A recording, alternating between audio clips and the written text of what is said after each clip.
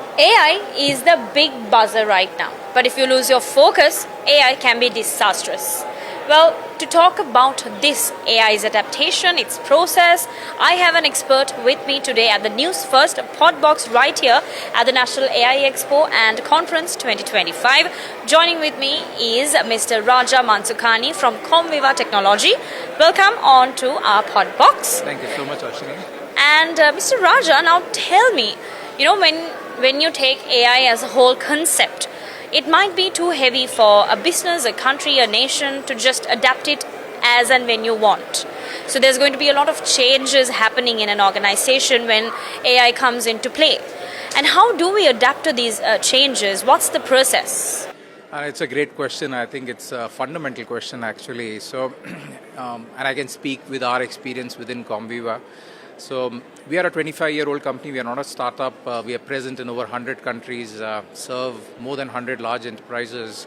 So, when we were sort of exposed to the world of AI, we looked at it as an opportunity to leapfrog rather than a threat.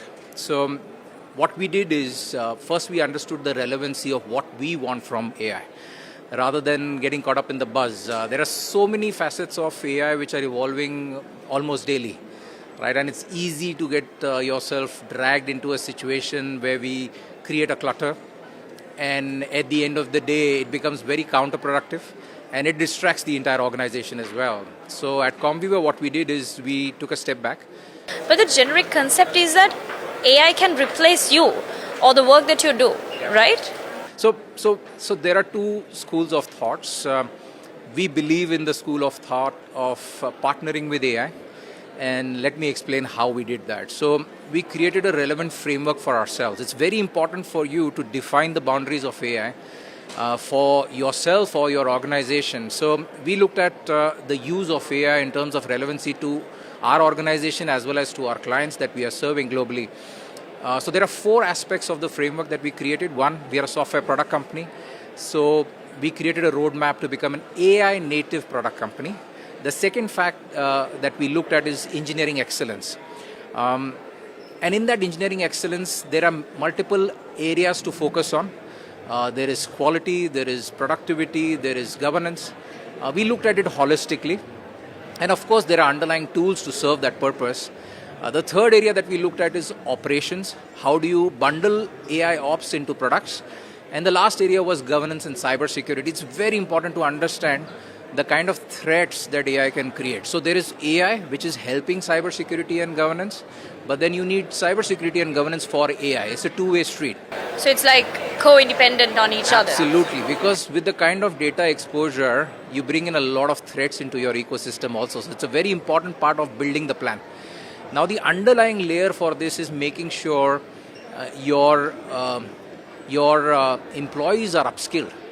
Right? So there needs to be enough awareness on AI. And this is not about the role that you're playing in an organization, whether you're a software engineer or you're an HR personnel, or even if you are a finance person, it cuts across. So awareness of AI is fundamental for our organization across the board.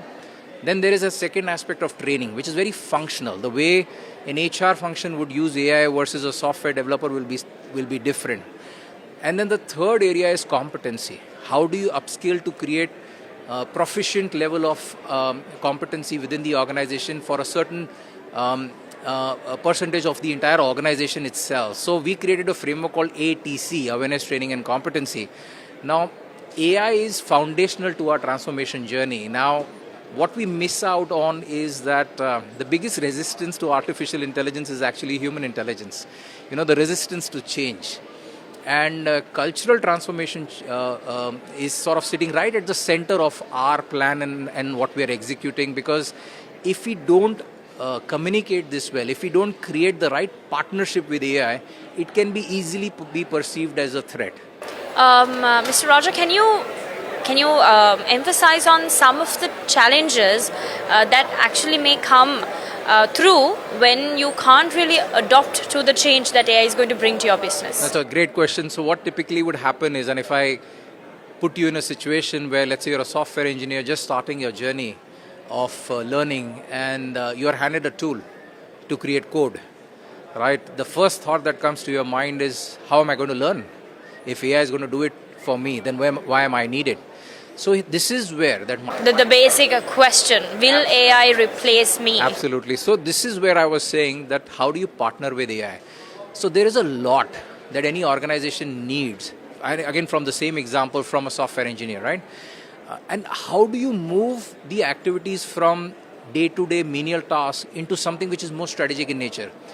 The same person can actually play an architectural role, a strategic role, a product roadmap role. And that's where the real energy and focus would lead to the learning curve moving faster. So if you use AI as a partner, the learning curve for that particular person, the growth journey of that person, and also the productivity for the organization both go hand in hand. So it's a win-win situation. If we are not able to create that win-win situation, then there will always be resistance to that change because it is perceived as threat, which it is not. So that's where when one feels like AI is going to be a threat to whatever you do. That is basically the catch point Absolutely. of the whole scenario. Well, this is Raja Mansukani joining with us today, representing Comviva Technology, right here at the News First Podbox. Thank you so much, Mr. Raja, for joining us today.